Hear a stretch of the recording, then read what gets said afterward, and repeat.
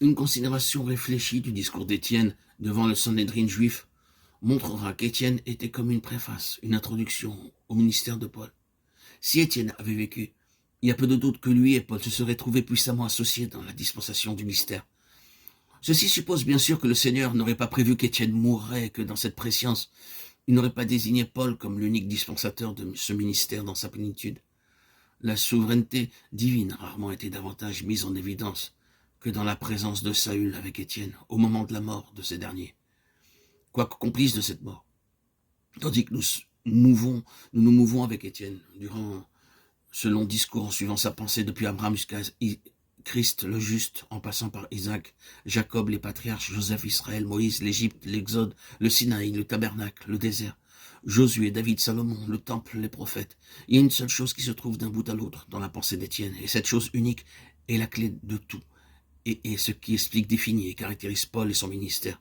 Cette chose unique est que Dieu est toujours d'éternité en éternité en train de poursuivre un but qui englobe tout. À travers la faillite humaine, l'obstruction humaine et satanique et leur tentative de frustrer par une variété, une multitude de voies, de moyens et de personnes dans toutes les générations et dans tous les âges, Dieu continue toujours d'avancer. Ces instruments désirés et choisis peuvent devenir une entrave plutôt qu'une aide. Des nations, des empires, des systèmes peuvent s'opposer, faire obstruction. Des circonstances peuvent sembler le limiter. Mais on le trouve non dans un état d'abandon, mais toujours en train d'avancer, au temps marqué. Il s'est formé un dessein et s'est fixé un but, et ce but sera atteint. Que les Juifs s'opposent, comme le dit Étienne, vous opposez toujours au Saint-Esprit. Tant pis pour les Juifs. C'est là le terrible résultat du discours d'Étienne. Il y a d'autres traits caractéristiques dans ce dessein qui inclut tout le reste. Le dessein de Dieu est céleste, vaste, spirituel, éternel.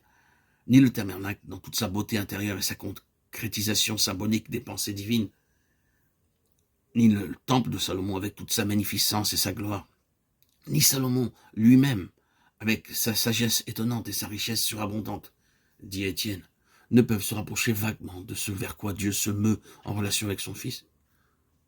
Ce n'est pas fait de main d'homme. Cela n'appartient pas à la terre. Ce n'est pas la maison de Dieu. Acte 7, 48-49. Le Saint-Esprit se meut, dit en fait Étienne, étant toujours en mouvement vers ce qui est tellement plus grand à tout égard.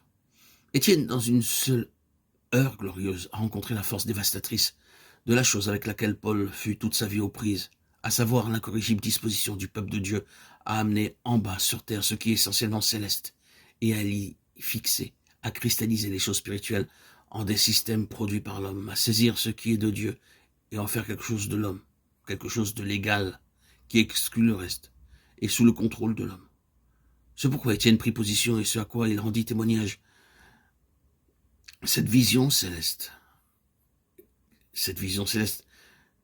qui devint l'expression de Paul, lui attira la haine la plus violente et la plus brutale de la part des intérêts religieux établis, dans toute la mesure où les systèmes étaient concernés. Et derrière tout cela, la jalousie la plus furieuse de Satan.